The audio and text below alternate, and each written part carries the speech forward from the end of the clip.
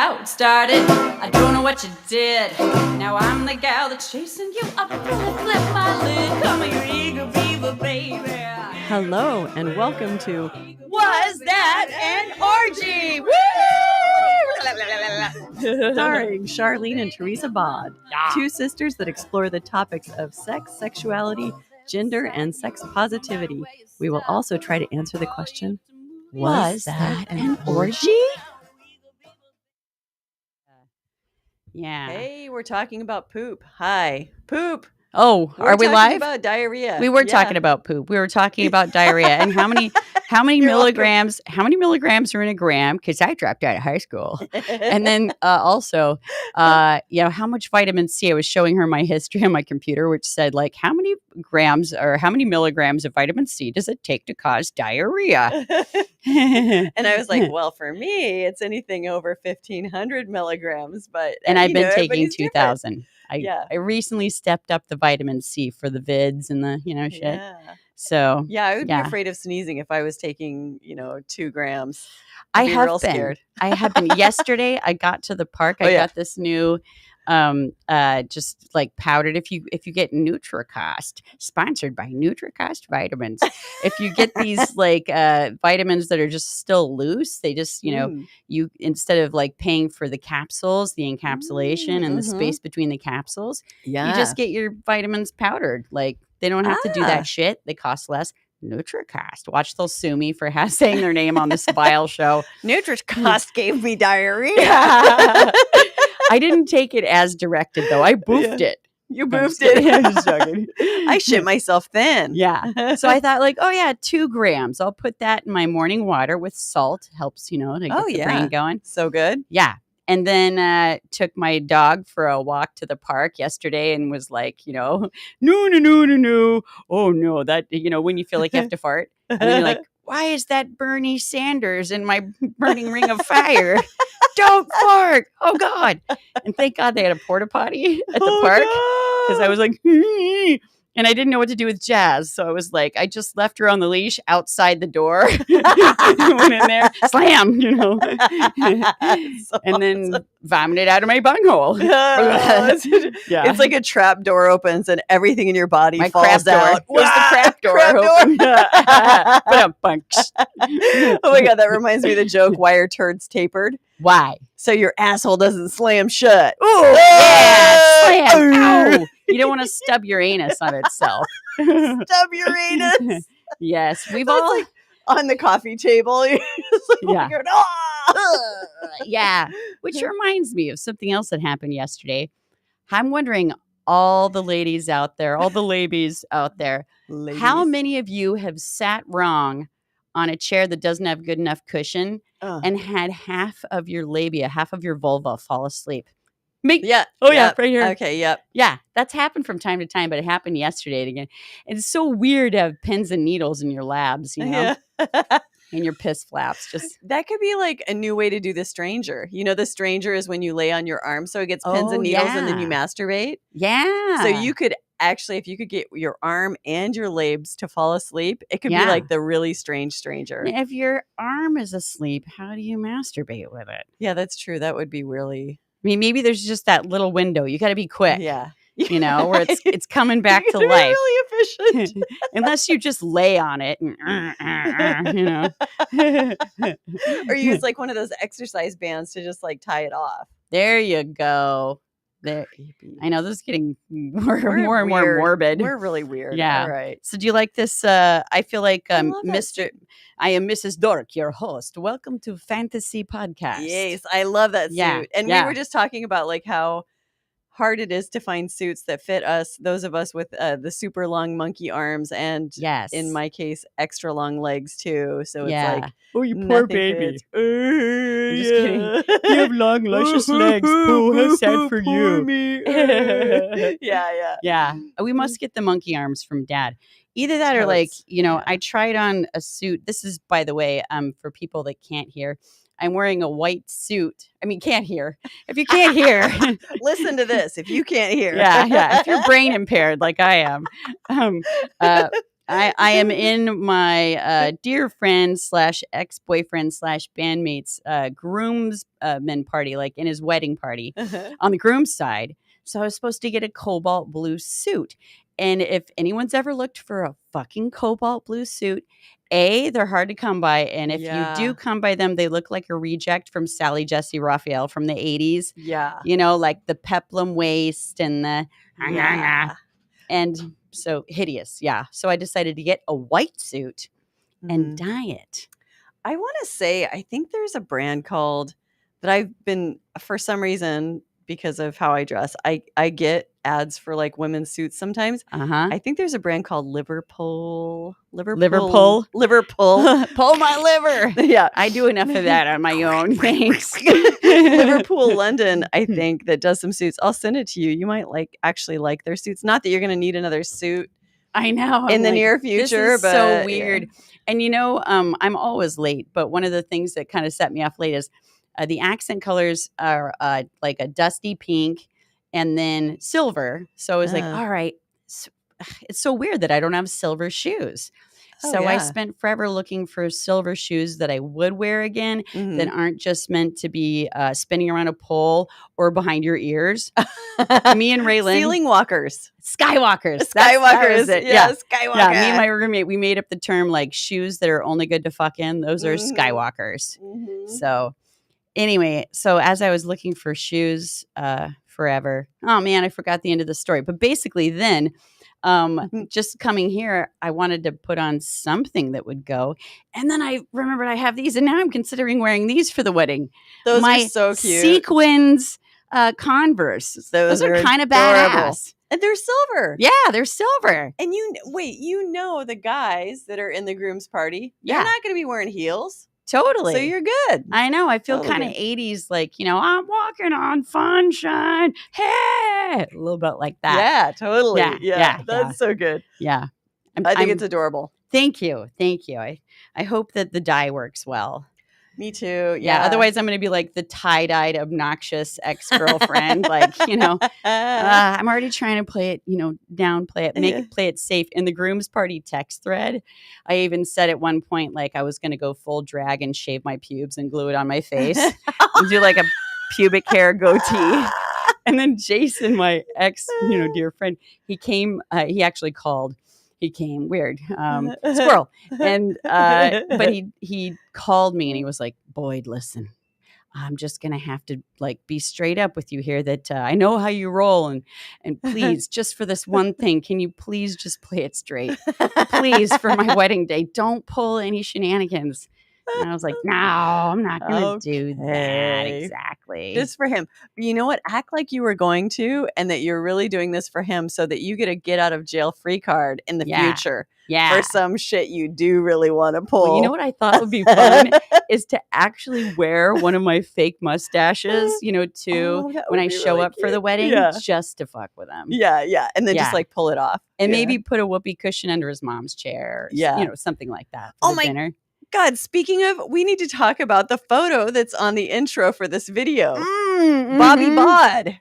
Good old Bobby Bod, everybody. For anyone who didn't figure it out, Bobby Bod is Teresa Bod. Yep. Teresa Bod is a guy. And I think Bobby Bod looks pretty damn good. Thanks. So does our mom. Hi, Mom. Hi, weird mom that thinks I look hot as a guy. Bobby Bod reminds me of Freddie Mercury. Yeah, I just need to have like little fake buck teeth or something. Yeah. Did I tell you what Mom said when she saw that? I think so, but you didn't tell everyone else. So you need to. Mom, guilty as charged. She goes, "Oh, Teresa, you look hot as a guy." She actually said, "Maybe you should get a sex change." Oh my God, that's not a bad midlife change. If you're like, hey, I'm feeling like I'm kind of done with the tatas and all that stuff. You just kind of go like, all right, solid. I'm gonna try the other side for a while. Right. Well, it kind of actually helped to cushion my dysmorphia because it's like when you have like large Germanic angular planes in your face, like I do. I don't look like a Barbie. Never have. Right. No. In fact, as my face was maturing, I was like, oh no, I look like a witch. You know, they always draw the witch with the big hump in her nose and the pointy chin. Oh, no. And I was like, Oh, no, no. I look like a witch. But now I'm like, oh, good. This is something to actually feel good about, you know, my aesthetic is that I make a pretty believable guy. Yeah. Michael, you're right that the mustache is like horrible, but it's hard to find good theatrical mustaches out there. Yeah. I think I need to trim it down. I'm a fan of making my own mustaches and my own like chest hair and stuff like that. With pubic hair? When I do drag. No, I find teddy bears at Goodwill that are the right color, and then I'll just like cut the hair off and then like that's a good idea. Because teddy bears are usually brown, like red, blonde, brown, you know. What about a fro wig? Oh, that could work too if you could find one that's like the right color though. Yeah. I am dragging us down such a deep wormhole. It's awesome. That's okay because we're talking about solo poly. And it's true. It's not going to take forever to talk about it. So and I should change Bobby Bod's name to Han Solo Poly. Yeah. Yeah. And then get like a Han Solo outfit. That there's a bit there. There's a sketch comedy there. I gotta tease that out. Tease it out of my chest hair, my chesticle hair. Yeah. Yeah. Yeah. I have to say too that I love. That was the first time I'd ever dressed, you know, in Drag King. Mm-hmm. So got off on it. It was so much fun. It is. You know? Yeah. And I should have sent Michael the link to just that little snippet, how I'm working on a video. I'm so Tigger pouncing you right now, Shar. But I love it. Yeah. But like, so I rewrote the song Thriller to, in case anyone doesn't know what a diva cup, it's the little cup women put over their cervix to catch the blood so they don't have to use a tampon and they don't have to get toxic shock syndrome or die, or just use a maxi pad and smell like a dumpster outside of a meat factory all day. So I love smelling like hamburger. Me too, rotten hamburger. And so I rewrote the song, and I'm still working on the video from Thriller by Michael Jackson to Diva Cup Spiller Night. And so I didn't know a guy that I thought could really like do the part like I could. So I decided, well, fuck it. I'll dress in Drag King and I'll do it myself. Yeah. So I wonder, I should try to like, maybe while you're on a rant at one point, I'll send Michael the video and he can put in that little clip of me, you know, dancing with my beer bottle, all like, yeah, baby, you know you want some of this Han Solo Poly. So I'm Han Solo Poly. Han Solo. So you and I both are essentially solo poly at this point. I think so. I always am, I'm more poly. Yeah, I know. I was just like, I think I'm just solo. Like, as we both talk about being an ethical slut, and I'm like, I think I'm just ethical. Now we're solo poly. I think I'm just solo. Shit. That's okay. You're having all the fun. It's a range. And so solo poly is something that, hasn't been widely covered. It's one of the probably more rare ethical non-monogamous relationship styles. And so it doesn't get wide coverage. And just this last week, a good article came out through the BBC, and we can link it in our show notes here. Yeah, and so it's the one that I sent out to me. But no, it's okay because we're gonna talk about it here. Good. So this is great. Like I've talked my fair share. You go. Yeah. So I get to go for a minute, but so it basically this article is like a very basic description of why. A few people they interviewed went to solo polyamory. The main person that they talk about is someone named Chris, and they're bisexual, and they're I can't remember. I think they might be millennial. I can't remember. Anyway, younger than me. Okay. And they were like, well, and I just don't want to do the kind of heteronormative. Mononormative sort of things. And, I want to think about relationships in a different way. And so that's what drove them into polyamory. And so they did a good job of like talking about that and like how it differs from, I think the way that a lot of people think about solo poly is that, oh, I'm dating. And that solo poly is something that you do until you find the right person. Gotcha. And that actually, people do change their relationship styles. So I'm sure that happens occasionally. But for the most part, that's not what being solo poly is about. Yeah. And that solo poly is a form of ethical non-monogamy, Mm-hmm. but it's for someone who, for people who would like to have a few relationships or many relationships, and they would like to have meaningful relationships or not. It's like you don't have to have deep, meaningful relationships as a solo poly person, or you absolutely can. Yeah. It's like, it's not, that's not part of the definition of, like how deep your relationships are. It's kind of like, swingers, they don't have to be shallow with their secondary relationships or whatever. It's like, Yeah. that's never baked into the definition. Right. But basically all it means is that you don't have a primary partner. Okay. So you could have, you can be hierarchical or you can be non-hierarchical.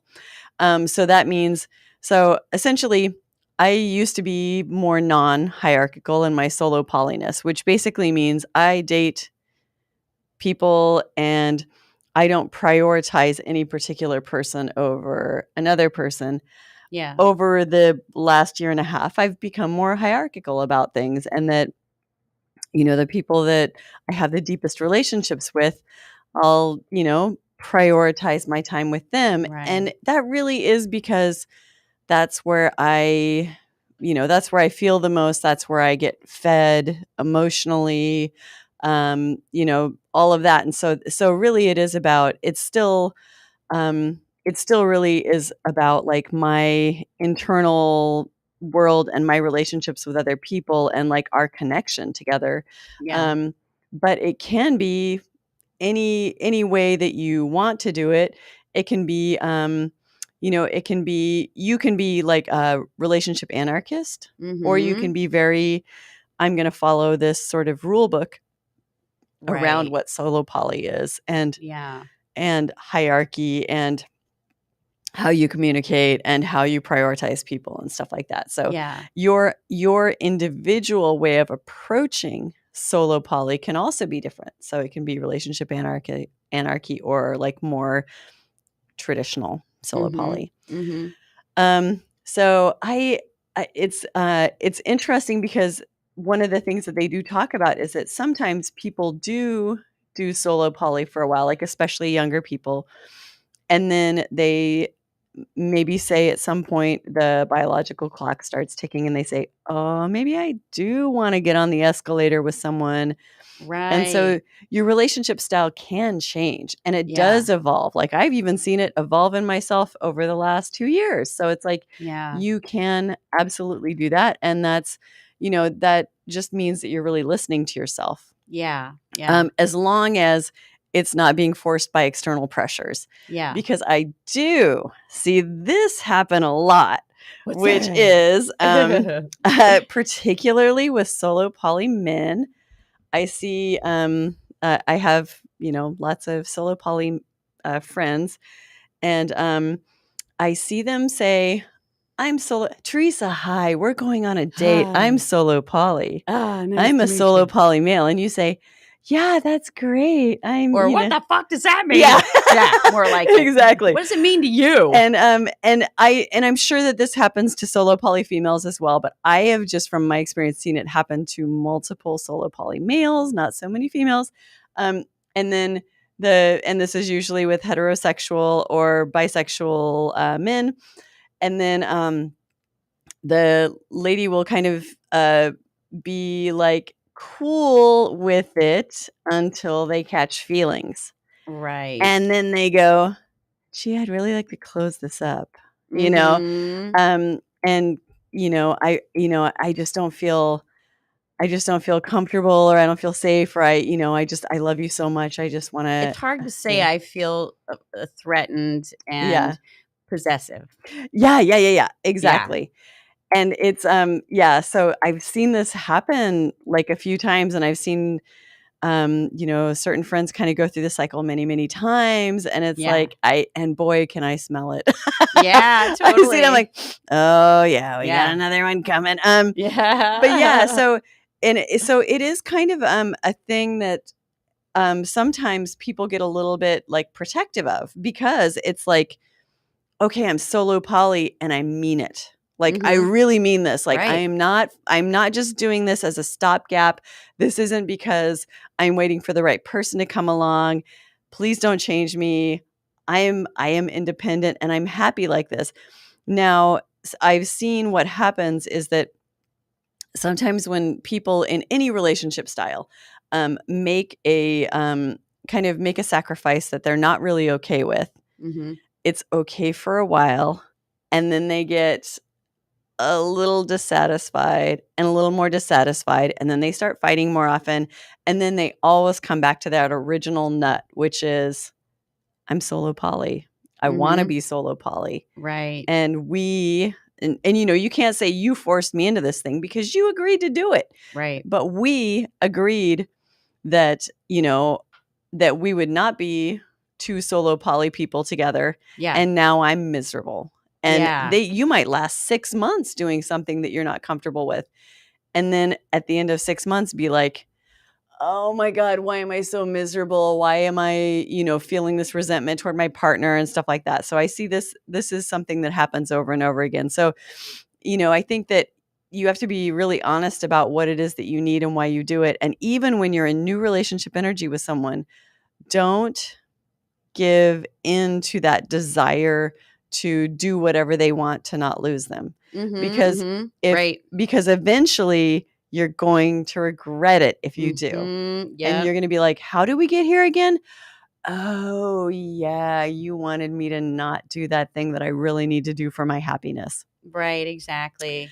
Yeah, I think I'm a yeah. dude, as you just, me too. No, for real. That's been like, you know, yeah, Belcherama, like the last, you know, at least 4 of people that I've tried to see in the past, you know, maybe 4 years now. Yeah. Same thing happens. Like where it's like I've been clear ahead of time, and then through time, you know, it's like I think that even men think that, you know, normally it's women that get blamed for going in and trying to change men. I'll change him. I'll change him. Yeah. Well, I've been on the other end of the stick. Yeah, you're right. Yeah. Absolutely.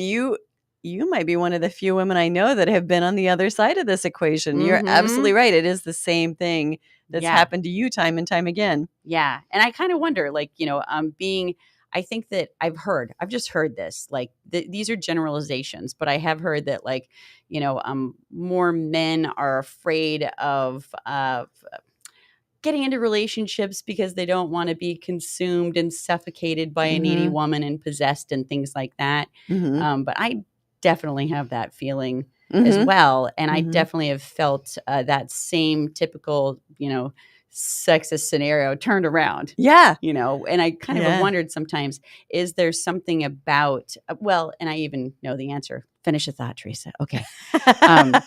I think I know the answer. Is that when someone is avoidant, like even though I think my attachment style is like insecure, anxious, I'm in an avoidance, you know, of relationship phase in my life, and that can trigger people to come forward because they want more attachment. You know, they feel insecure when they're around you or in a relationship with you, so they want more of you. And so I have felt like, God, what is it about, you know, the way I am now? Because when I was younger, I used to feel like I couldn't ever get that intimacy itch scratched within myself. Like I couldn't get close enough. And now that I've gone the other way where I'm like, I'm not available, then they're like, crack, you know, must have crack cocaine. Yeah. So it's an interesting.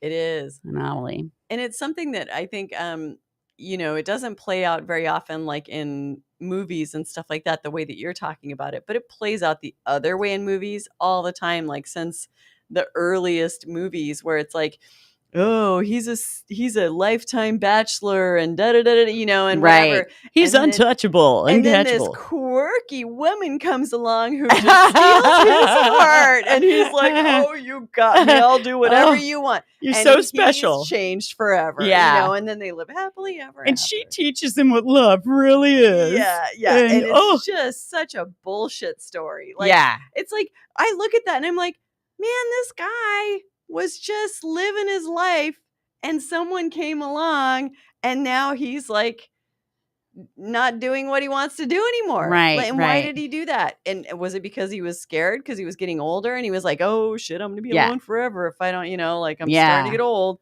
Yeah, It's it's yeah. kind of the modern saccharine fluff rom-com version of the same old romantic story. Yeah. Like, Snow White and the Seven Dwarfs, and everybody was just like doing their little life, but then they meet the knight in shining armor, Right. or whatever it is. Wait, on the white horse? Yeah. I'm getting all my of those things. Yeah. All those things. Yeah. It's a lot to carry on a horse, but they finally meet, and they complete each other. Yeah, exactly. Exactly. Yeah. And sometimes, like even in solo poly, you'll find people that you really connect with very strongly and deeply, and you get this feeling of that, not quite completion, but like, because ideally you're coming to the relationship at feeling complete already, but you will have like really deep, like strong connections. And I think if we were like forced to do monogamy, probably would feel like that. It would be like, oh my God, I am Snow White and you just saved me. And like, now we're going to go live happily ever after, or for like the next 5 years. Until we piss each other off, or, whatever, or until we realize it's not gonna work out. You're not substituting my lack of tribe and community and support and family. And then, you suffocate the relationship and all that stuff. Boy, it's hard these days. I was thinking today about solo poly, for the show. And I was just thinking, like, I can't even say it's really working great for me. There's a lot that sucks about it, but it's just sort of like, deciding, making decisions and choices about what sucks less. And it's, that's a sad confession, because I'm sure that not everyone's having that experience in solo poly. Well, what a fun exercise for us to do on air publicly. Yeah. So we'll just rip our shirts open. No, but let's go through a list of the pros and cons. So first, let's go through the pros. So, and I have some of these written down.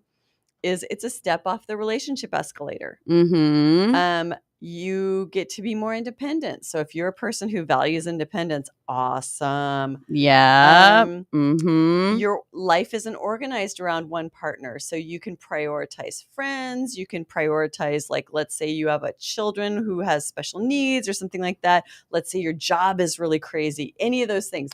You can prioritize things other than one particular You can partner. prioritize doing whatever the fuck you want to do. Yeah. That's a benefit. Yeah. It's kind of a cure for codependence. If you tend to go into codependent relationships, this is pretty much. Don't talk about me like I'm not here. I'm right here. No. Same. Yeah. So it is kind of a cure for codependence. It's a rejection of heteronormative standards. Yeah. You're saying, well said. I'm not buying this. Well, that's actually a quote from the article. So I'll that's give them okay. That. Yeah, I like that. That's how we all learn English. Yeah, exactly. Stealing English from each other.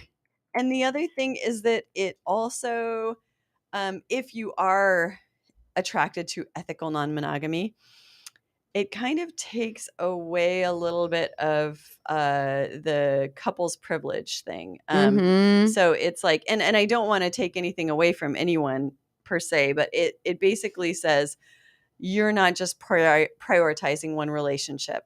Yeah. You're prioritizing all of your relationships, whether they're friendships or romantic or sexual or all of the above. Okay, so those are some pros. Do you have any more pros? Oh, you can be as sexual, asexual, romantic, aromantic, whatever, as you like. So, because you're not going to have a partner going, honey bunny, I need to have sex 7 days a week, and you only want it once a week. That's never going to happen, because you don't have one single person who's dependent on you for all of their needs. Right. So you can really be as demisexual, asexual, allosexual as you want to be. This is reminding me of a sociology class I took. Oh, awesome. I think when I was 19, something like that. And they were exploring these concepts of, relationship structures. Yeah. And one of the things they said that, and I don't remember where, I think maybe it was in South America somewhere, but there was a tribal society that essentially they got into this ritual where the women would like lay down. I mean, there's a part of this that just sounds fucking awful, but if we could just try to suspend our way of living for a minute. Yeah. So all the women would lay down, and then there was some kind of like a regular ritual that they had where all the men would like get on a woman and then roll to, for a while, and then get to the next woman, and then just keep going. So they would have some kind of. They enter her? Well, it's hard to say because however many people were in this tribal society, you can't fuck that many times unless they like were the natural source growers of whatever the active ingredient Viagra is. So or cocaine. Yeah. Although that can make people very flaccid. Oh, the white really? drugs can make people very flaccid. Yeah, okay. So remind me to tell you about my friend that went to Burning Man. That's another story. So people are, okay, I'll just say it. People are taking ecstasy and Viagra now because they like all the good feelings, but it gives them, ecstasy dicks. It doesn't happen to everybody, but so now people are trying to prevent that by like taking Viagra. And my sweet friend, he went to Burning Man and took a bunch of ecstasy, and he wanted to go to these dance parties, and he thought, well, I'll just take some Viagra to make sure that I'm not like, don't get a bad case of limp dick. And he ended up with like this like raging boner that would not go down for like 6 hours. He said like he tried like whacking off. It wouldn't go down. He screwed someone. It wouldn't go down. God. It won't go down. Yeah. So my dicky won't go down. Your dicky won't go down. Yeah. But I totally squirreled. So, ladies lay on the bottom. And I imagine that probably what happened is that, they just had varying levels of intimacy, which you can imagine to some degree would release oxytocin and improve the bonding, within the entire tribe. Oh, I see. But then what really happened was that no matter who like kind of couples off with whoever, they end up having a very strong bond. And then the other element is that no one knew who the kids really belonged to. So all of the tribe was very invested in caring for all the children equally. Yeah. It wasn't like, oh, nuclear family, I'm just going to take care of mine. Everyone thought all of the children were all of theirs. Yeah. And if anyone can call in and give me the name of that tribe, you'll win awesome. a brand new sticker. I don't know. You'll win a we should make picture stickers from one of us. Anyway, so that I can't remember what you said to make me like go off on that diatribe. But I think we were talking about couples privilege and like the pros to solo poly, but now we can get into the cons. I'll tell you all about it. This is where I'll go off again. Yeah. Well, I just have one. Okay. It can be lonely sometimes. Like, fuck yeah. When scheduling can be a pain in the ass. Gotcha. If you have many, many partners, it can be a pain in the ass. And even if you have many partners, there's still going to be some Friday nights where you're like, wah, wah, yeah. So there can be those lonely moments, or like holidays when, if you were in a partnership, you might take your partner to see your family for Thanksgiving or something like that. When you're solo poly, you might, and you might not. And so there is this risk of you won't always have one person to lean on, and it can make you stronger, but it can also be painful and hard. And yeah.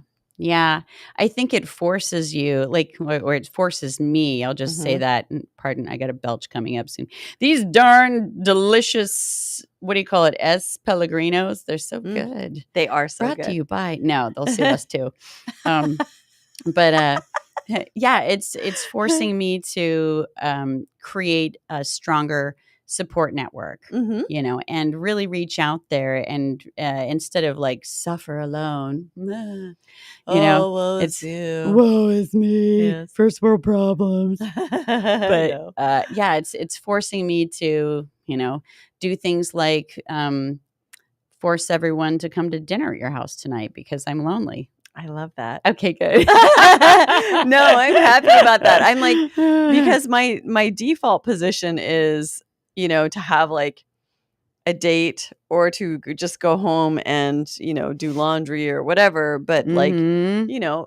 having dinners with family is awesome and fun. And like when we got together for your birthday, that was like one of the most fun nights I had in quite a while. And I was Right? kind of like, So I was awesome. full of joy for days. Me too. Me Yeah. too. That was great. There was this little woman named Joy, and she was all up in my cooter. I Who? was full of Oh joy. God, sorry. I'm like, wait a minute. Wait, what? Wasn't it just family members there that night? I was hiding this very small woman named Joy. Oh my in my goodness. pushy. Yeah. I was like, did she get into one of my drawers? What's happening? She's waiting for you. Yeah. Oh no. You're gonna be full of joy too. Which hole did you put it in? I just want to know. The front. Yeah, front okay. hole. That Yeah. reminds me of when our younger adopted brother house set for me, and he liked to cross dress back then. Remember that? Yeah. And I was like, you can wear all my clothes, but don't stick any of my vibrators up your ass. Yes. Yeah. You don't. Anyway, You squirrel. don't want Squirrel. no booty germs on the Yeah, VV. Exactly. Don't vibrator. make me bake bread. Yeah. Bread. I don't need that bread. No bread in your pussy. Yeah, no bread in my pussy. Oh my Yeah. god. Okay, more cons to being solo poly. Yeah, I would say the main one is, you're establishing a relationship based in, independence and transparency, and Yeah. that the con of transparency is also a benefit because it's a great Mhm. practice to get into, to reach out to people and to learn to be very vulnerable, and say Yeah. like, oh, I'm just really feeling really lonely. Yeah. Could you spare a little time? Yeah. Because it comes across differently. I notice even with me and my friendship circles when, anyone reaches out to me and says, hey, you want to go out tonight? That's just me telling them how I already feel in the moment. Right. And I'm much more likely to be self-absorbed in that Mhm. answer. They just Yeah. asked me what I wanted for Yeah. me. But when someone says, I really need a friend tonight, Yeah. could you spare, I would love to hang out with you. I Mhm. need you. Yeah. Ugh, I drop everything. Yeah. Yo. Yo. Yo. Yo. I need Yeah. you. Yo. Yo. Ah. Yeah. Me. Yeah. Yo. Me. Okay. Yo. Gosh, another one just came up and then it was gone, just like that. Oh! I think the other con to solo poly is it is hard to explain. Uh-huh. It is not easily accessible to most people. Mhm. Like why you would choose this. Yeah, because we're masochists. Well, yeah, in a way. And I think that very independent, independent that level of independence is hard for a lot of people to understand. Yeah.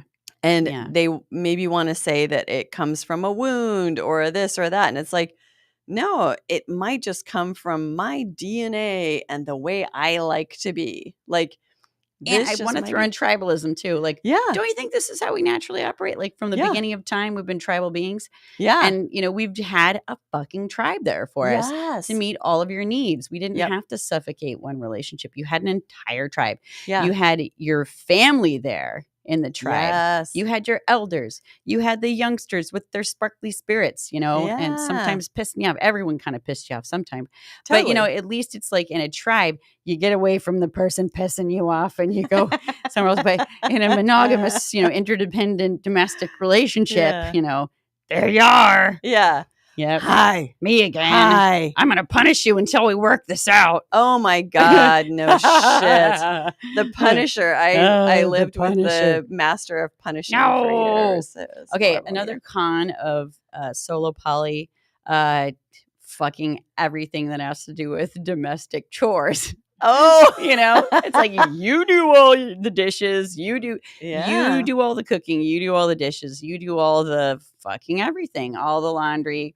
And one of the things I've found, I don't know if it's being ADD or if it's just, has to do with being tribal beings, but like I find that everything that I do, I find more enjoyable when I have company. Mhm. So like when, a lot of the time, I don't know, it can be like a little bit depressive to just be like, having to do everything yourself. But then as soon as I see my housemates like cleaning, I'm like, I'll clean too. Or when one of them's cooking in the kitchen, I suddenly feel like cooking too, because you get to do those natural, like tribal hunter-gatherer things with other people. God, yeah. I love cooking with other people. I love. Like you said cocaine for a second. Cooking. Yeah. Cooking. Excuse me. Cooking. Yes. Yeah, you're right. Doing things with other people feels really important. And I think that's just another way in which solo poly makes you just a little more aware and maybe a little bit stronger, where you have to do these things deliberately. Or more depressed,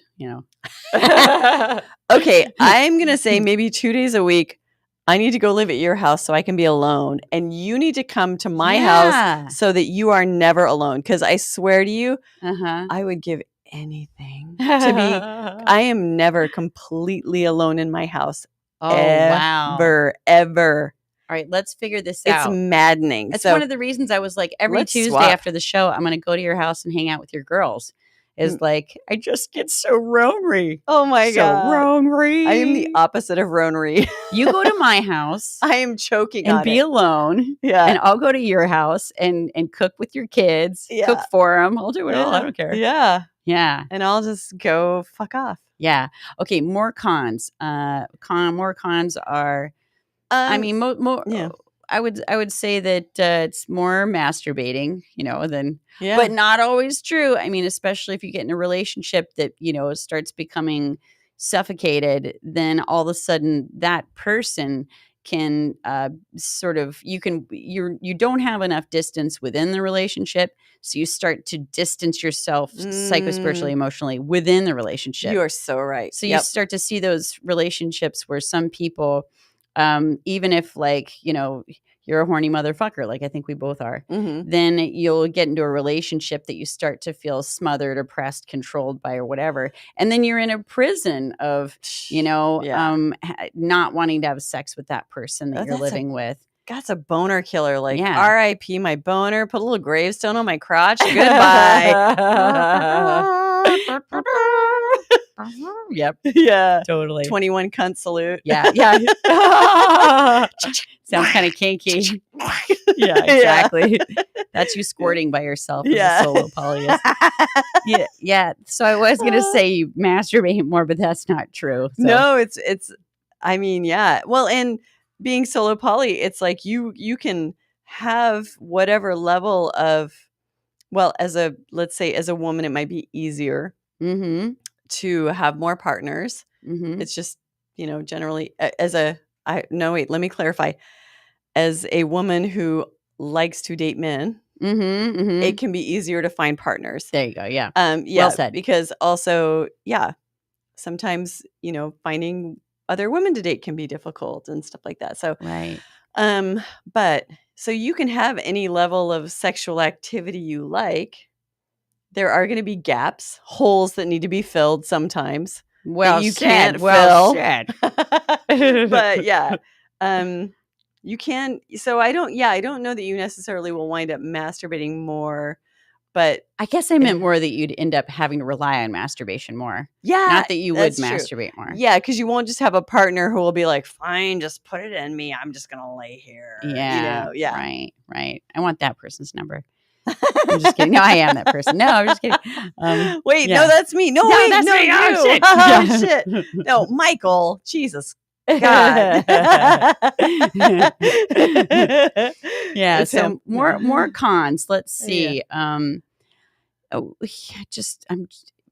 Just different forms of loneliness keep coming. Like you're eating alone more often. Doing everything alone. Okay, let's get beyond the alone. Okay, so for a woman who's solo poly, because I really can only speak from my own experience, and then what I see happen in others. But for a woman in solo poly, I think that you do get approached for sex, like non-committal friends with benefits sort of sex more often. Mm-hmm. And if you're to the point in your life where you feel like that's not what you want, Mm-hmm. that's tiresome. That's like, Yeah. that's, so you have to do, so my point is that you have to do a lot of filtering. You have to be a lot of, like, you start learning the signs and you're like, and nope. Well, Nope. is it kind of like the assumption that because you're solo poly and don't want, a monogamous long-term relationship at this point in your life, that there's this assumption that you're just an easy horny slut out there that just, yeah.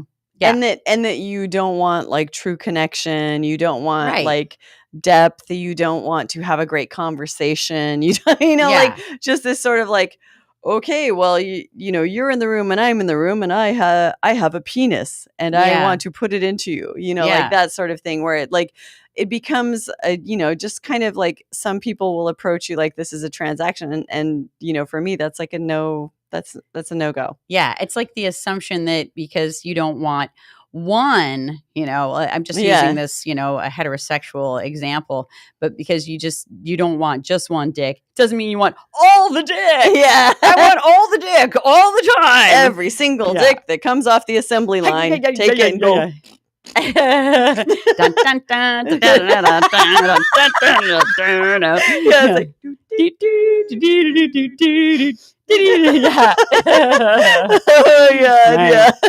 So weird. Yeah, that's not a happy ending. That's the ending of finding yourself the walking disease vendor. Yeah. Oh my God. Let's not go there. And just boring. Exactly. Yeah. So, all right. Well, I think we've hit a lot of these, and I think we have time for a question. I found some solo poly questions, and I think maybe that'll bring up more pros and cons. Oh yeah, give me another con. Give me. While you look. I think that if you do identify as being like, I don't know, solo poly or relationship anarchist, all that kind of stuff, that the dating pool gets much smaller because I think that so you have less to choose from, less opportunity. And if you really do want deep connection, like I do, I want chemistry, deep connection, all that good stuff, then I do think that the people become a little bit more frightened, repelled, by how I identify loosely. And that, you end up having less choices, opportunities. And that definitely happens like as you get older too. Yes, I've noticed that's true too. In, as I get older, everyone's dying. I'm just joking. No, it's true though. Yeah, there's a little truth to that. Yeah, there is a little truth to that. Or they're married and they're, monogamous, or they're like cheating, which I'm not interested in, and whatever. So it is interesting because I'm noticing that sometimes the age gap between me and people I date is loosely a little bit wider. Yeah. And I did hear it said once in a like a attachment style book that the older we get, the more there are avoidant attachment styles in the dating pool. Good because Lord, yes. Those are the people that like relationships don't tend to work out for them as much, because that's, their jam it's avoiding, right. So that doesn't really like bode well for creating deep, trusting, good communication and an attachment in a relationship. Totally not. Yeah. I think you can still have good attachment in solo poly relationships. Oh my God, yes. It's all based in communication. I am here to tell you can. Yeah. You can have a long-lasting, really good attachment and work through things. Yeah. It's amazing. Yeah. And it takes a lot of vulnerability and openness and honesty about what you need to own versus what you need, because you can't make anyone else own anything. So I was going to say what you need to own versus what someone else owns, but you can't make anyone own anything. True. So it's like what you need to own versus what you need to ask for, I guess is a better way to say it. Yeah. See? So yeah, I think that's a good point. Like you do find more avoidant people, and now my avoidant flag goes off a lot Yeah. where I'm like, and narcissism too, which oh yeah, they have a lot in common. They Narcissism do. and avoidance. they feel really similar. Yeah. From my, in my body, like when I'm around and you can't always verbalize what it is about them that's like giving you the red flag, but it's like, Mhm. you just have to learn to listen wherever you physically respond to things. Mine is my, kind of my abdomen right here. Mhm. And if I'm getting that feeling, I'm like, nope. Mine's my butthole. Your butthole. Yeah, I'm like, when it starts to clench, I'm like, I want to shit in your mouth. How's your butthole? And Yeah. like every time you go on a date now, I'm going to be like, so how was your butthole the whole time? I wonder what's inside your butthole. Yeah, probably some shit. Probably, yeah. I wish we could play that video of the little girl singing "I Wonder What's Inside Your Butthole" too. Oh my God, that was so good. funny. Squirrel. Yeah. Okay, Yeah. you go. Okay, so we have a question from one of our solo poly people, and they're dealing with something that I have seen happen to friends of mine. So their metamor and them got off on the wrong foot, and they don't see it changing. So let's go back. Your paramour is the person you're dating. Mm-hmm. The metamor is the person that your paramour is dating. So Gotcha. if I were dating you, it would be your boyfriend or Let's girlfriend. not go there. Yeah. Yeah, that's weird. If I were dating you, that'd be sick and wrong. Yeah. All right. We'd be so from let's say Kentucky. Michael's my paramour. There you go. And let's say he's dating He you. likes that. Let's say he's dating you as well. You like that too? He likes that too. So now you're He gets the Bod sisters. Michael is now dating both the Bod sisters, by the way. Yeah. But that would make you my metamor. Gotcha. So okay. Mm-hmm. And when she feels like she hints that it isn't working out for all of them to be friendly and stuff like that, like she's kind of saying like, hey, I don't feel like this is working. She's afraid of being broken up with. So I'm already getting like a little bit of like an anxious attachment thing. And so like my first impulse is to say like, all right, let's not go to the bad place yet. Let's say that we're just starting this. She's feeling it's frustrating, and maybe my partner isn't happy with me because I feel like he's putting the other relationship first. Mm-hmm. I tried talking to him about it, but it turns into fights. Should I just walk away from this? All right. So I'll give you my answer because I did write back to them. Oh, okay, great. So don't walk away yet. Try saying things explicitly and try speaking from your heart. So you mean like nonviolent communication? Like nonviolent communication. So Teresa, tell me how I'm doing when I say this. Okay. All right. This is me talking to Michael. Okay. I'm feeling jealous because it seems like maybe you're putting the other relationship first. You're really important to me. And so I want to feel like I'm important to you. And what I need to feel that way is for you to fill in the gap. Text me every morning. Can I already interrupt with a question of clarification? Yeah, sure. So now the metamor was the primary relationship, is the primary relationship? No, it's paramour. not. The paramour is the primary, and the metamor is the girlfriend, boyfriend of the primary, or they friend. I meant, wait, no. Break that down. Am I dyslexing the whole fucking thing? I'm dating Michael. Right. He's my paramour. Yeah. Michael's also dating you. But so who's the OG relationship? We're all solo poly, let's say. Oh, we're all solo poly. Yeah. So I get it. He's dating you. So that makes you and me metamors. Gotcha. And you and Michael are paramours, and I am paramours with Michael as well. Right. I think I brain farted and confused paramour with the primary relationship. Oh, yeah. That's what my brain went P word. I believe in this case, we have no primary relationship. No primary relationship. We have fully just solo poly people who are in this sort of kind of triangle. Or no, it's not a triangle because there's no relationship between me and you in this case. Okay. But there is a V-shaped relationship in which Michael is the base of the V that connects us. And in this relationship, they do all have relationship with each other.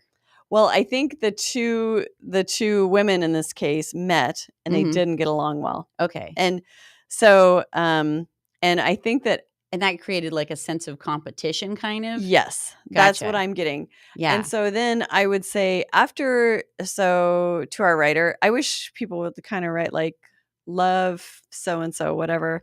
So, um, whomever you are. And then after you talk to your paramour, so Michael in this case, try having a conversation with your metamour if you feel like you can be vulnerable and open. So if you're still feeling competitive, if you're feeling like this person's going to try and steal what I have, don't have a conversation with them because it's not going to go well. Yeah.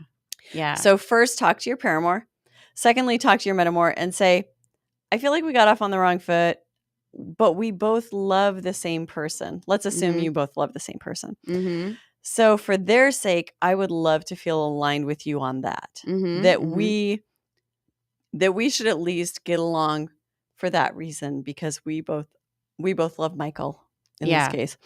And we don't have to be best friends, but I don't want to feel like I'm in competition with you.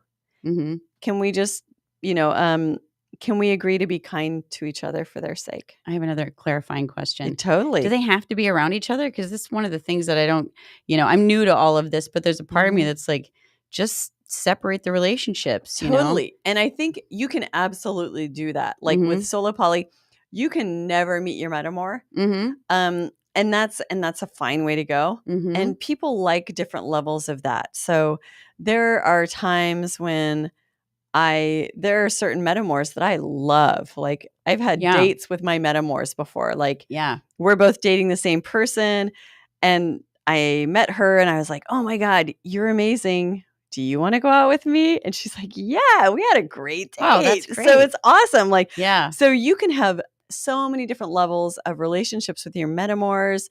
And then they could even become a paramour at some point. And then you're like in a different shape and not a V shape or whatever. But yeah, so you can absolutely never meet a metamour if you don't want to.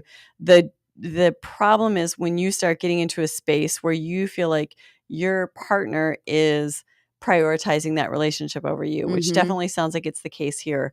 And so I think that the most important communication needs to happen with that partner to just say, I feel like I'm being deprioritized. And I might be wrong. There might be other things that are playing into the situation that I'm unaware of, but I feel like I don't feel important to you.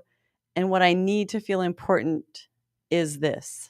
And be really specific about what you need because usually there is something specific in what you need. Some kind of reassurance. And you're afraid to ask for it. Right, exactly. Like ideally I'd love to hear from you every 3 days. And it could be a text, it could be a call, it could be whatever. I just like to know when you're thinking of me. And you know what? This could be the acid test. It could be that they say, well, actually, I'm not thinking about you that often. And this is the problem.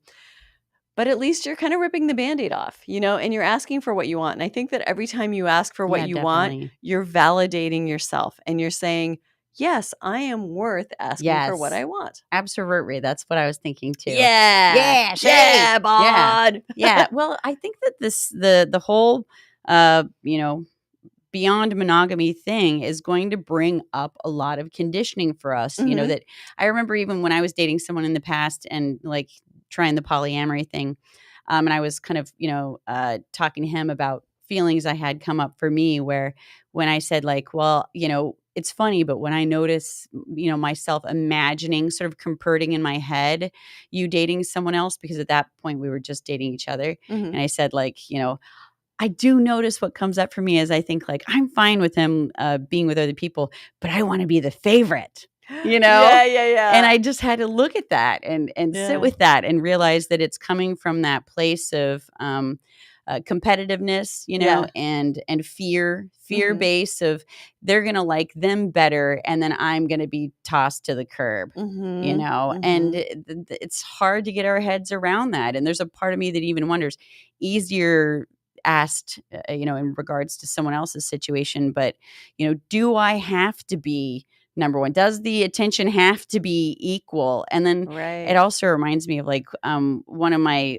favorite sort of, I don't know what to call her. She's a philosopher, writer, pardon me, belch. Byron Katie is her name, and Mhm. she asked these pivotal questions. And one of them that I really like is like, so you ask the question, that the statement that's bothering you. Mhm. This person likes that person more. Uh-huh. And they're giving them more attention, and it shouldn't be that way. Uh-huh. And then the first question is that true?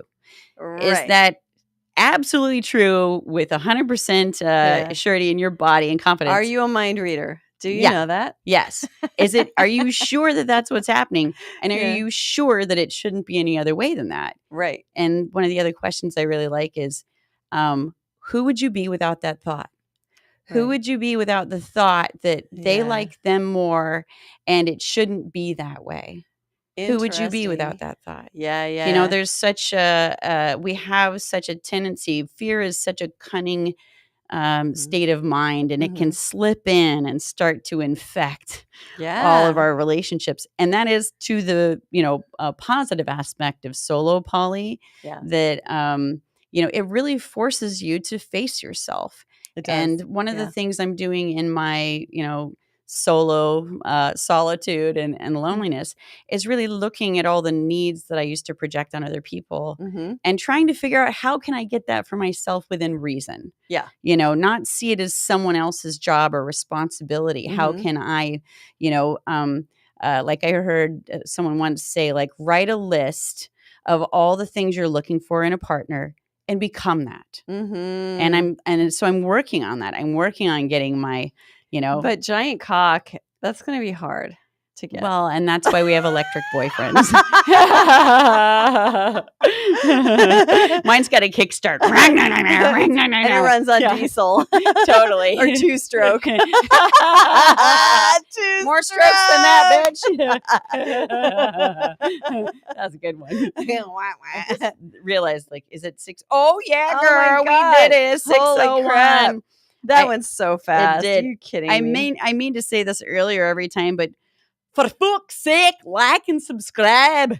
Bitches. Just because, and fuck you, it helps us give us money eventually one day. We got to get Yeah. this thing paid for, okay? Yeah. Mommy Warbucks can't Yeah. pay forever. Right. And like, Shar, you've got I think all the links are in the video, right? Like to Yeah. Patreon, to kick down to this lovely lady for keeping all these Yeah. lights on and that sexy nerd camera guy Yeah. paid for in there. You got to keep Wink, our wink, boyfriend paid. Yeah, exactly. Yeah. And what else? Yeah. You can write to us at wasthatAnorgy@gmail.com. And you can also just write in the comments section of YouTube or Twitch or wherever you're watching or listening. And yes, always even subscribe, like call, message, and be a part of the show. Yeah. I really do. I check the emails and I write back. I don't. That's But what I do. one of us doesn't have ADD, so that's our jam. I'd have a touch. I'm down with the ADD. Yeah, you know me. I need a chicken wrap. Because that's what our brains do. Yep. All right, so we will see you next Tuesday. See you next Tuesday. Eagle beaver, baby. Well, what are you gonna do with this eagle beaver, baby of mine? Ooh, I'm always there beside you, no matter where you stop. I'll follow you to movies, even to the barber shop. Now, eagle beaver, baby. Eagle beaver, baby. Eagle beaver, baby.